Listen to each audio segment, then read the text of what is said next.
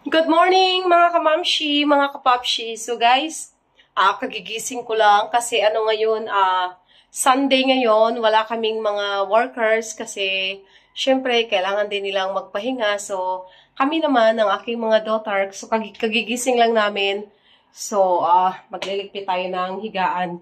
Kasi namin ngayon, ito din yung time na kami, ito din yung time na mag-relax kami kasi walang trabaho ngayon. So, samahan niyo ako sa aming Sunday daily routine. Sa aming Sunday, sa aming rest day. So, dahil Sunday ngayon, tayo ay magliligpit ng ating higaan. So, habang ako'y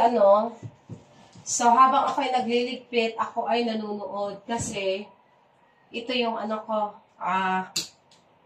pahinga ko. So, magliligpit tayo. Yung mga anak ko, nandun na sa labas. May mga ginagawa na silang kanya-kanya.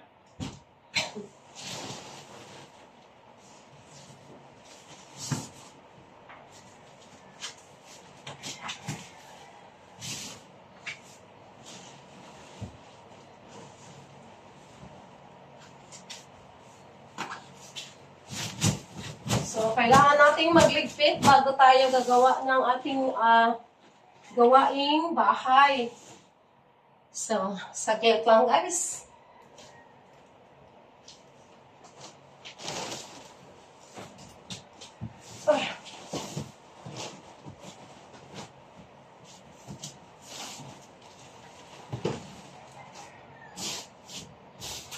So, ayan.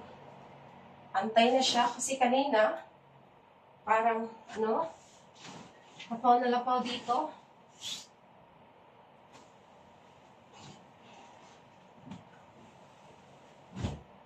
So, kayo guys, kumusta ang inyong mga araw? Mahirap itong, Mahirap itong maliit tayo. Hirap tayong magligpit ng mga malalaking bagay.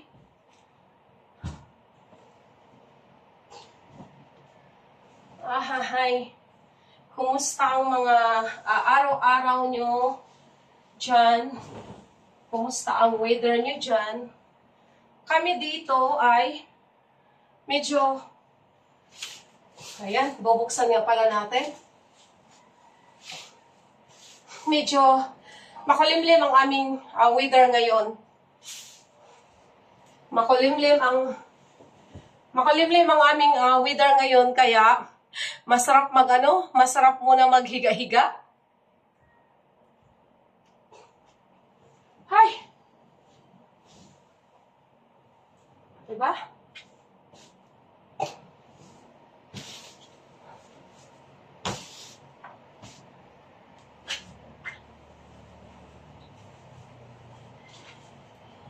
So, mahirap magligpit ng malaking higaan tapos ang liit-liit lang natin.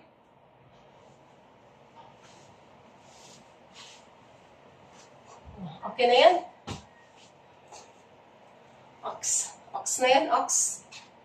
So, ayan ang weather namin guys. So, ito yung maganda dito sa amin kasi pagkagising mo, ito yung makikita mo dito, yung magandang view ng aming kapitbahay. So, ayan. Alam mo yung pagkagising mo, nakikita mo yung dyan sa labas, yun yung nakikita mo dyan sa labas. So, ako pagkagising ko, tuwang-tuwa ako kapag nakikita ko yung dyan, yung paligid. Kaya nga hindi namin pinapa-close yan. Kaya hindi namin totally ayaw namin ng buong ayaw namin yung buong semento yung pader namin dahil nga gusto namin pa din yung mahangin.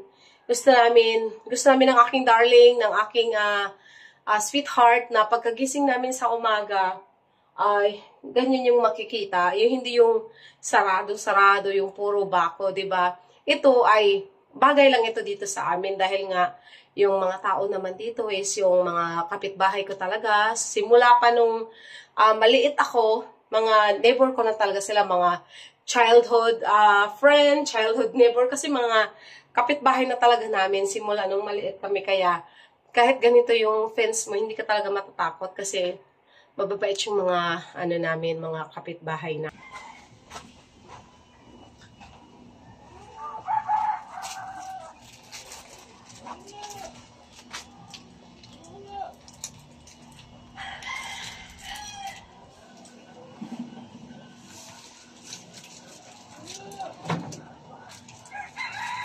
May nasaksak na limang washing.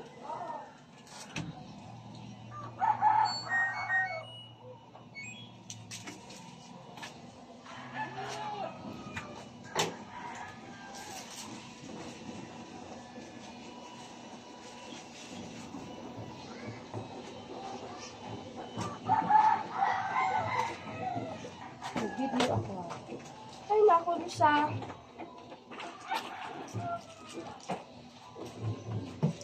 Kaya ka na kayo, video ako.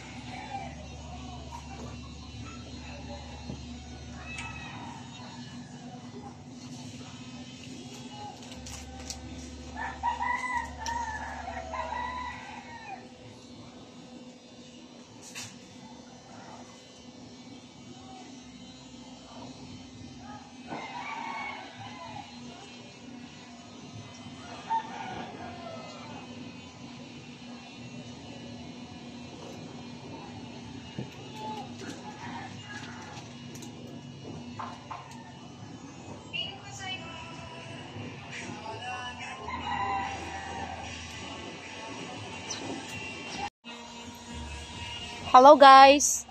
So, nandito ako sa labas ng bahay namin. Papakita ko sa inyo. Tingnan nyo naman yung mga tanim ko. Ayan. Kamatis.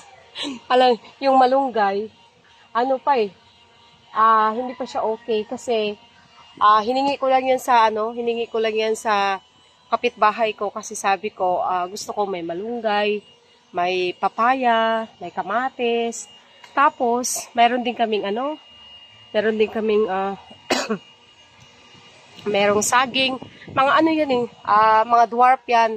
Dwarf yung saging, pati yung yung nyug na yan. So, meron din papaya. Nanghingi din pala ako ng papaya sa kapitbahay. Kaya, tingnan nyo yung mga kamatis. Itong mga kamatis na to, bago pa na stroke yung tatay ko, nakapagtanim siya nito, ayan so, yung iba medyo nalaya na nga kasi nga minsan, nakakalimutan kung diligan, kaya papakita ko sa inyo guys. So guys, tingnan nyo yung mga kamatis ko. Ito nabalik kasi ito, natamaan ng mga nagtrabaho. Tapos ito kasi sa sobrang haba ng mga kamatis, sobrang lalaki, natutumba siya ba? So hindi ko alam ano bang gagawin ko dito. Ayan kasi natatakot ako. Tingnan nyo yan kasi ang lalaki na ng mga ayan, may mga bunga na, marami na siyang bunga. Ayun, kahit nakahiga, natakot kasi ako na galawin kasi baka matanggal yung bunga niya. Kasi itong puno na to, ang dami niyang bunga. Ihigot siguro sa kahoy kagaya noon, alam ko na, hahanap nga ako ng paraan. Ito, sabi nila mabubuhay pa daw to kasi hiningi ko lang to sa kapitbahay kaya, ayan, medyo nalaya siya no. So ayan pa ito, may bunga din to. Ayan namumunga siya talaga So di ba? Ito dwarf to siya guys Ayan, papaya. Sabi nila lalaki pa naman daw yan. So tingnan niyo naman nakakatuwa yung mga kamatis, di ba? Ayan namumunga. So, ito, medyo na siya bubuan, didiligan pala. So, ayan, meron akong talong. Ito naman, okra, ayan, talong, mga tanim ng tatay ko yan. Ayan, papaya, na hinihingi ko nga lang sa kapitbahay. Ayan, medyo lumaki-laki na yung mga talong. Ayan, so magdidilig ako ngayon ng mga guys, no. Patatayuin pala siya ng ganito, ayan. Tapos ihigot, no. Sus, gagawa tayo ng, mag-DIY tayo dito, be. Ito talaga yung pinakamagandang, ayan, ito talaga yung pinakamaganda. Kakatuwa, ang daming puno, ay, ang daming bunga.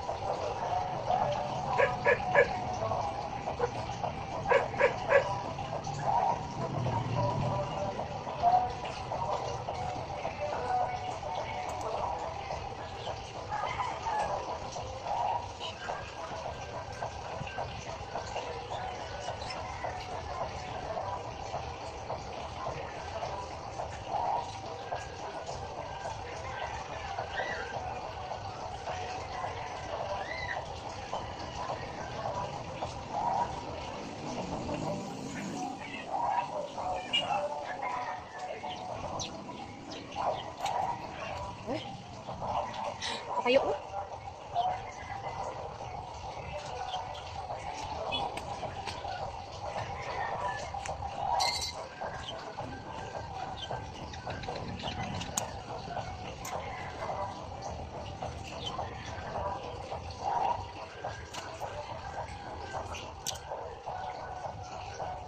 Guys, ito yung ito yung maraming bunga kaya natatakot akong itali kasi baka matanggal yung mga mga bunga kasi ilang ang bunga 1, 2, 3, 4, 5, 6, 7, 8, 9, 10. 10 ang bunga nito. So try natin.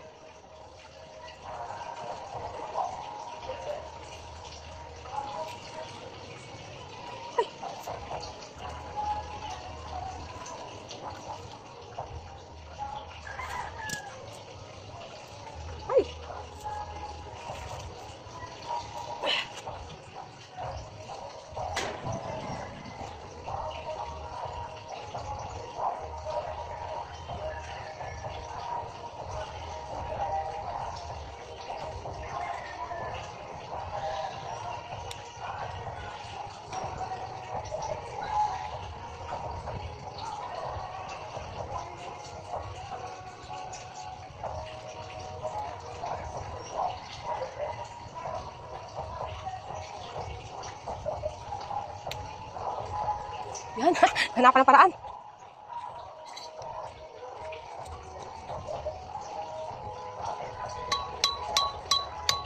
Ay! Diba?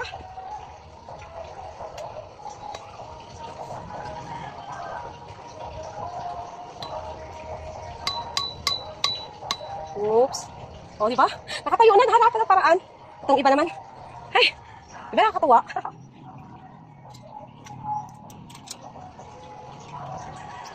Ito naman isa, para lahat nakatayo.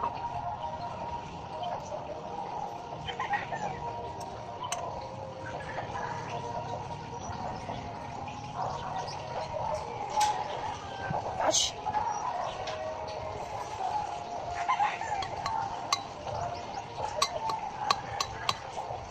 Yun. Ayun. Nakakatuwa. Grabe sa katong balakang ko.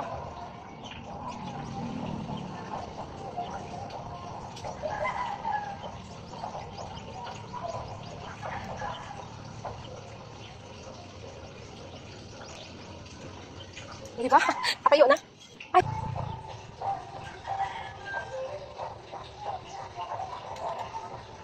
Pagkatapos nito, didiligan natin.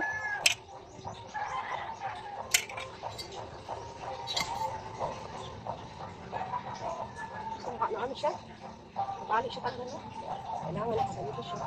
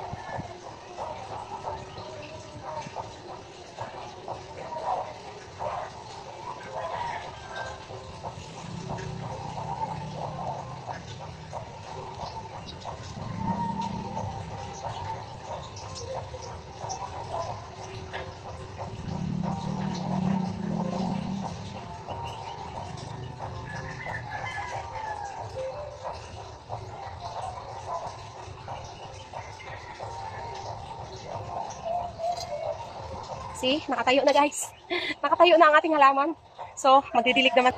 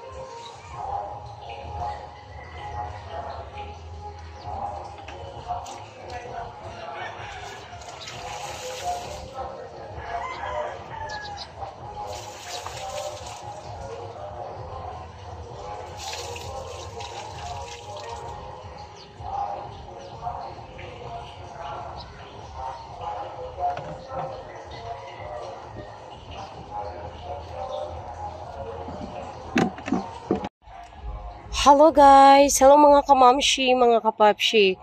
So guys, tingnan mo yung kamatis ko. Sobra nakakatuwa kasi tingnan nyo. Sa isang puno lang, ang daming bunga oh. Ayan, so, ito, ang bunga siguro nito, sobra siya sa 10. Sa isang puno lang na ito, ayan. Nakakatuwa talaga. Tapos ito naman, ayan, oh, ang dami ding bunga. Ayan. 'Di ba? Medyo maliit pa tong mga bunga nito. Nakakatuwa. Tapos ito medyo na layus-layus daw ang mga dahon nito, pero may bunga pa din siya. Nakakatuwa. Tapos ang dami pa niyang bulaklak, oh. Tapos ito, ayan, medyo na din yung dahon niya, pero may bunga pa rin. Ayan, oh. Ang lalaki ng mga bunga. 'Di ba, guys? Nakakatuwa. Kapag may tinatanim talaga, may aanihin. Diba? Nakakatuwa ang aking mga tanim. So, nagdilig ako ngayon. Tapos, ayan na, yung mga talong. Yan, yung mga talong. May mga sagbot pa pala, oh. Tapos, yung mga talong, dahan-dahan na siyang tumutubo. Tapos, pati yung papaya, oh. Ayan, pati yung saging, medyo nag-green-green na siya. Kasi nung nakaraan, medyo na na yan. Medyo na, kumbaga, sa Bisaya pa, nalaya-laya na ang dahon. Kaya ayan, medyo na okay na siya. Kaya ito talaga yung paborito ko sa lahat. Ayan, oh, di ba nakakatuwa?